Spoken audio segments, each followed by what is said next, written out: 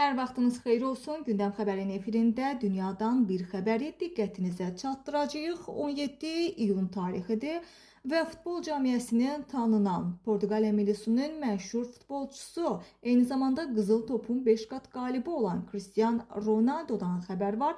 Belə ki, Ronaldo Amerika prezidenti Donald Trump'a hədiyyə bağışlayıb. Gündəm xəbər milli aza istinadən bu xəbəri diqqətinizə çatdırır. Belə ki, Ronaldo üzərində adı və şəxsi avtoqrafı olan formasını Amerika prezidentinə hədiyyə eləyib. Portuqaliya millisinin köynəyinin üzərində isə məhz sülhün tərəfdarı olan prezident Donald Trump yazıları yer alıb.